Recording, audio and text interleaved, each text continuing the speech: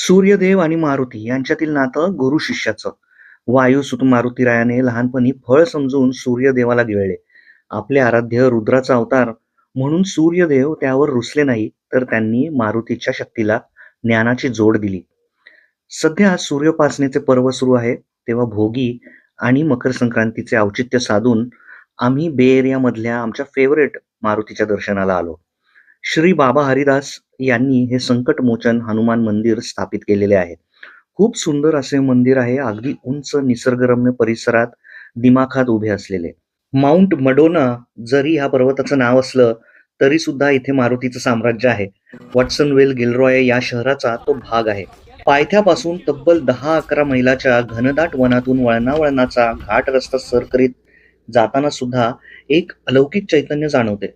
अगदी आपल्या वणी सप्तशृंगगडाच्या किंवा तिरुपती बालाजीच्या यात्रेची आठवण करून देणारी ही घाट ड्राईव्ह आहे. वर पोहोचल्यावरही क्षणातच या मंदिर परिसराची मोहिनी आपल्याला पडते. मारुतीरायाचे दर्शनही अगदी सुखावणारे आहे.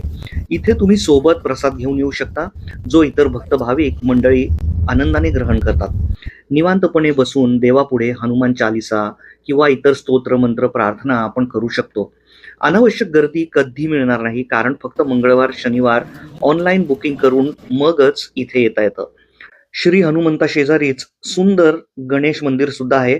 अशा प्रकारे या दोन्ही मंगलमूर्तींचं दर्शन आपल्याला इथं होतं. याशिवाय इतर काही सुबक मूर्ती दिसतात, त्यात महादेव, लक्ष्मी आणि नारायण सुद्धा आहेत. मंदिराच्या उजव्या हाताला खाली डोकावता समुद्राचा मनमोहक व्ह्यू मिळतो.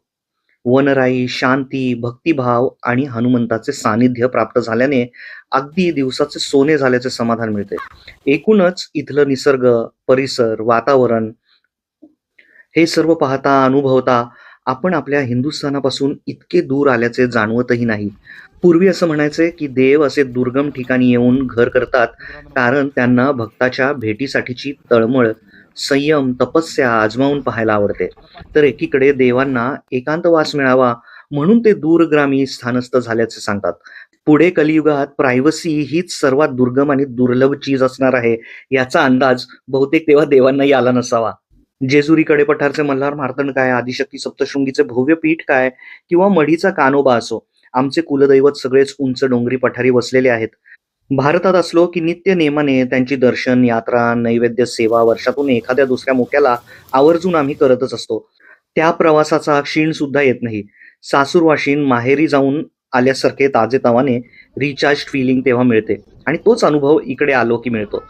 म्हणून जेव्हा पण एखादा निवांत मंगळवार शनिवार मिळाला की आम्ही इथली वारी ठरवतो. गेल्या वर्षभर माझ्या मनात होते हा व्लॉग करण्याचा, पण आज बजरंगाने तो योग जुळवून आणला. जय बजरंगबली.